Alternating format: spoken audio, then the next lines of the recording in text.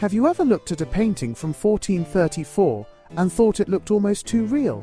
This is the Arnolfini Portrait by Jan van Eyck, one of the most famous paintings in art history. For centuries, people believed Van Eyck invented oil painting. The truth is more interesting. In this video, I'm going to show you exactly how this painting was made, layer by layer. We'll look at the clever techniques he used, what modern technology has revealed underneath the surface, and why this 600-year-old artwork still feels so alive. Let's start with a common myth.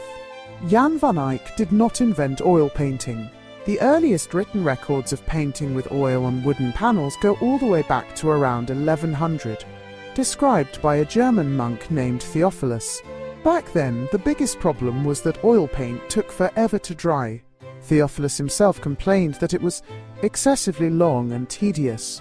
It wasn't until the late 1300s that artists began using special additives called secatives to speed up drying. Only after that did oil painting really start to flourish, right around 1420, when Van Eyck was working. What Van Eyck did was take this still developing technique and push it further than anyone had before. That's why later generations gave him credit for inventing it. So how exactly did Van Eyck create this remarkable painting? He worked on a wooden panel made of 2 vertical oak boards with a very fine, tight grain.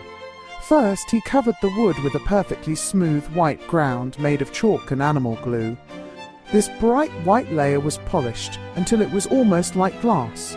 This was crucial because that white ground would later reflect light back through the paint layers.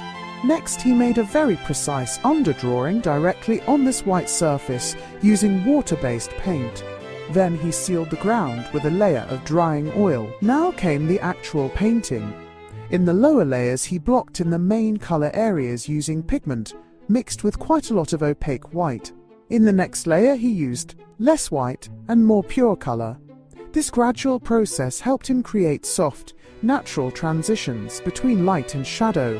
The real magic happened in the final layers. Here Van Eyck applied thin, transparent glazes. Layers of paint so thin you can almost see through them. By varying the thickness of these glazes, he could dramatically increase the sense of volume and depth. Finally, on the back of the panel, someone applied a thick white layer containing plant fibers, followed by black paint. This was probably done to prevent the wood from warping over time. What makes this painting feel so three-dimensional is how Van Eyck used light. He painted in such a way that light would bounce off the bright white ground and travel back through the layers of paint above it, almost like passing through colored filters. The lower layers contain more white, while the upper layers become increasingly transparent. This creates a glowing, luminous effect that's very difficult to achieve with other painting techniques. Look at the red cushion, for example. He probably started with an opaque layer of vermilion mixed with white, then modeled the deep shadows using a rich, transparent red lake. The result feels soft and full of depth. The same approach was used on the green dress, building up from lighter, more opaque layers to rich, transparent glazes on top. Thanks to modern technology, we can now see things Van Eyck never intended us to notice. Infrared imaging reveals that he made changes as he worked. If you look at the hands, you can clearly see he adjusted their position. The same thing happened with the shoes. Small changes in the foot's placement became visible over time, because oil paint becomes more transparent as it ages. In the flesh tones, Van Eyck was extremely economical with white paint. He used very thin, transparent washes of pink and brown, allowing the white ground to shine through. This is why the skin looks so soft and lifelike. White pigment was used very sparingly, mostly just to pick out the brightest highlights. Interestingly, even though he was using oil, Van Eyck still worked in a somewhat medieval way. He rarely mixed colors on his palette and preferred to build forms through successive thin layers. One of the most famous details in the painting is the convex mirror and the inscription above it. Johannes de Eyck viert Hick 1434.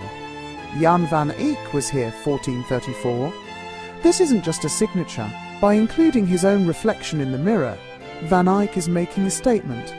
He was present, and he created this remarkable illusion.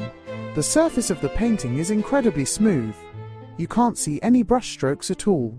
The tonal transitions are seamless. This level of finish was possible because oil paint dries slowly, giving the artist time to make delicate adjustments that remain invisible to the viewer. The Arnolfini Portrait is much more than a beautiful painting. It's a masterpiece of technique, patience, and optical understanding. Van Eyck took a relatively new medium and showed just how powerful it could be. Even after 600 years, we're still discovering new things about how he worked.